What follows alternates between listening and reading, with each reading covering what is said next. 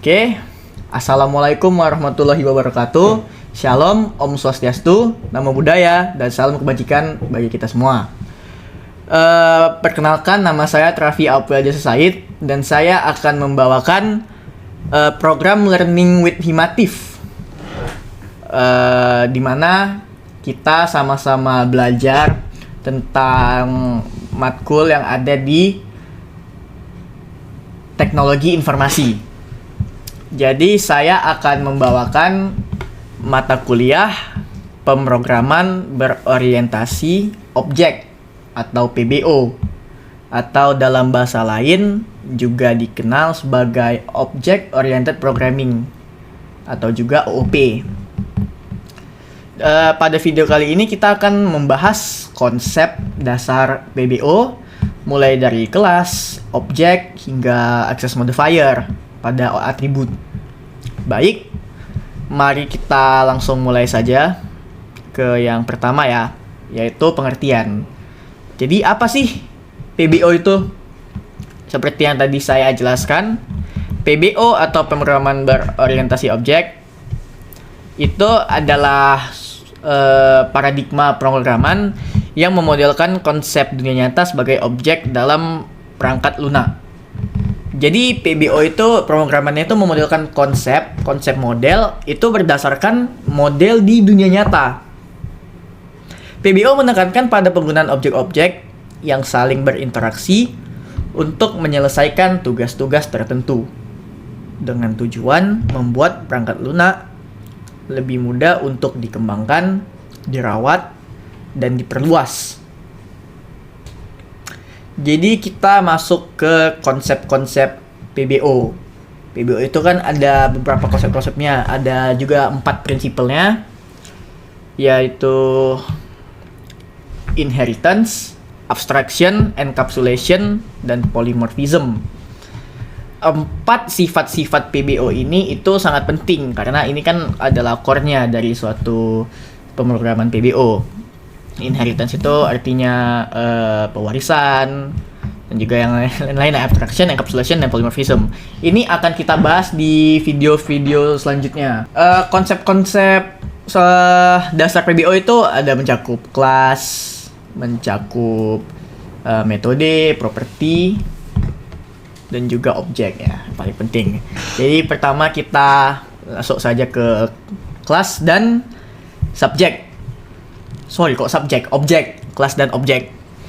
Jadi PBO atau pemrograman berorientasi objek ya, ini saya ada salah typo OOP. Itu menggunakan konsep kelas dan juga objek. Kelas ini berfungsi sebagai cetak biru atau blueprint untuk membentuk sebuah objek di mana di dalamnya kita menentukan apa saja properti dan metode yang dimiliki objek tersebut. Objek itu merupakan instansi konkret dari kelas tersebut. Dengan kata lain, jika kelas adalah model atau rancangannya, maka objek adalah bentuk nyata dari kelas tersebut di dunia nyata. Jadi ibaratkan kelas itu rancangan model yang rancangan model suatu objek yang diambil dari dunia nyata. Contohnya seperti mobil. Itu akan saya jelaskan lebih lanjut di selanjutnya. Sebelumnya kita membahas dulu tentang properti dan metode. Jadi properti itu adalah atribut atau data yang menggambarkan sebuah karakteristik dari suatu entitas seperti warna, ukuran, dan nama. Data-data atau informasi dari suatu objek atau suatu model itu disebut properti. Seperti ini tadi, apa nama model tadi, apa warnanya warna apa kan, ukurannya seberapa besar, apa namanya, dan lain-lain. Nah, kalau metode itu adalah fungsi atau aksi yang dapat dilakukan oleh entitas tersebut. Misalnya menghitung, mengubah, atau menampilkan data. Jadi properti ini mempresentasikan nilai atau data suatu objek atau model ya. Sementara metode itu mempresentasikan perilaku atau tindakan. Jadi misalnya saya ini manusia kan, itu propertinya punya mata, punya hidung, punya kuping. Metodenya saya bisa kedip, saya bisa mendengar, dan saya bisa mencium. Nah, oke. Selanjutnya kita akan membahas mengenai access modifier. Jadi, semua atribut baik properti maupun metode dalam suatu kelas itu memiliki pengatur akses atau access modifier. Jadi access modifier ini yang menentukan hak akses terhadap atribut tersebut. Jadi ada 3 jenis access modifier. Yang pertama private, itu di mana atribut hanya dapat diakses di dalam kelas itu sendiri, tidak bisa diakses dari luar. Jadi jika ada kelas yang lain itu tidak bisa mengakses yang private tadi. Itu hanya bisa diakses dalam kelas tadi, jadi tidak bisa diganggu gugat lagi. Selanjutnya ada access modifier public, itu di mana atribut atribut yang publik, access modifiernya itu bisa diakses oleh siapa saja, kelas mana aja, baik dari dalam kelas ataupun di luar kelas. Jadi dia lebih bebas ya, lebih free. Yang ketiga itu adalah access modifier protected ya. Atribut ini dapat diakses oleh kelas tersebut tersendiri dan juga kelas turunannya atau subclass melalui inheritance atau pewarisan, tapi tidak dapat diakses dari luar. Inheritance ini salah satu dari 4 konsep PBO tadi. Itu akan saya jelaskan di video-video selanjutnya. Oke. Nah, jadi ini dia bentuk contoh PBO di dalam dunia nyata. Jadi pada gambar ini ada sebuah mobil. Pertama kita buat kan kelas mobil. Kelas mobil itu hanyalah rancangannya awalnya, masih tidak ada isinya. Kita tahu namanya car atau mobil, tapi masih belum ada isinya. Nah, kita isilah kelas ini dengan misalnya properti dan metode. Propertinya mobil ini kira-kira mobil ini apa saja sih? Apa warnanya? Berapa harganya? Jarak kilometernya sudah berapa jauh? Dan ini model mobil apa? Mobil jenis apa? Dan metodenya itu kan kita buat mobil ini bisa hidup, start, bisa attract mundur, dan juga bisa maju. Dan bisa stop lah pastinya. Jadi properti tadi itu adalah info tentang mana ya, simpelnya, bukan fisik, fisik, tentang data-datanya, info mobil ini bagaimana. Sementara kalau metode itu tentang apa saja yang bisa dilakukan mobil ini. Setelah kita isi kan di sini ada property value, sudah ada value-nya, sudah ada nilai propertinya.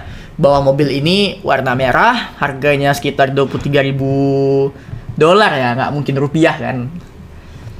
Mobil ini sudah menempuh jarak 1.200 km dan juga ini mobil Audi canggih. Kalau misalnya metodenya kan ini kan nggak berubah, cuma udah kita kalau misalnya dalam bentuk kode itu udah kita isilah bagaimana dia startnya, bagaimana mundurnya.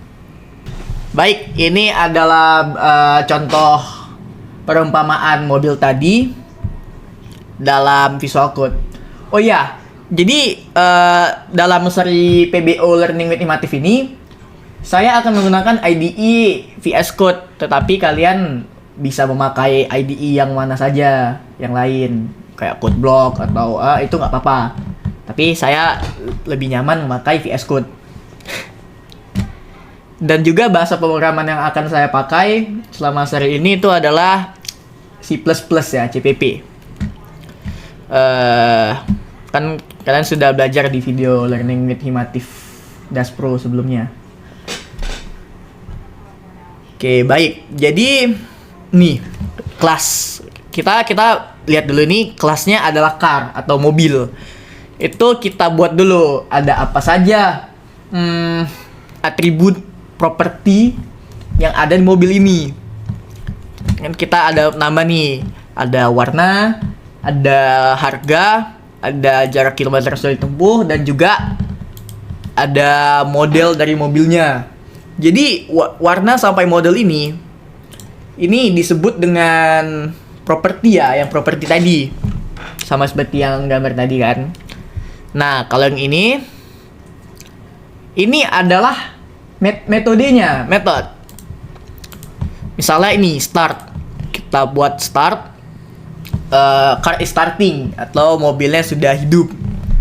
Ada juga backward, car sedang jalan mundur, attract, dan juga forward di mana maju, mobilnya maju, dan juga voice stop di mana mobilnya berhenti, car stop.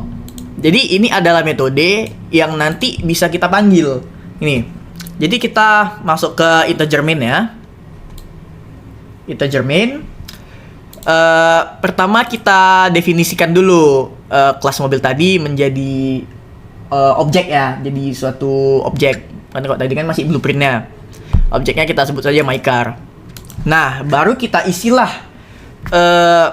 properti tadi dengan value, dengan property value. Misalnya warnanya kita buat merah, harganya kita buat $23.000 ya. Dan jarak yang sudah tempuh 1.200 km, dan juga modelnya Audi. Kan kita kan mengikuti gambar tadi. Nah, baru kita ketiklah si out untuk ngeprint outnya, kalimatnya, car details, color. Nih, baru kita panggil properti tadi untuk lanjut untuk mengisi warna tadi. Tadi kan properti value-nya udah kita buat merah nih. Kita panggillah my car color, price, kilometer, dan juga model ya. Nah, my car start, forward, backward, stop ini adalah manggil metode tadi. Metode yang sudah kita set di dalam kelas. Tadi ada 4 ya. Itu kita panggil di integer main di bawah.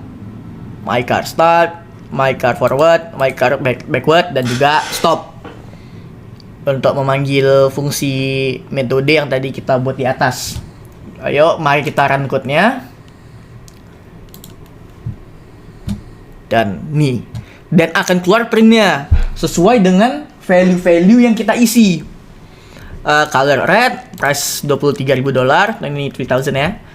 Kilometernya 1.200 km yang sudah ditempuh, modelnya Audi. Ya tadi properti beserta value-value-nya. Nah, dan ini adalah metodenya. Car is starting, car is moving forward, car is moving backward, dan car has stopped. Sesuai dengan yang kita isi di dalam metode tadi pada kelas car tadi ya. Jadi begitu dia bentuk penjelasan perumpamaan mobil tadi, yang gambar tadi jika kita masukkan ke dalam bentuk kode.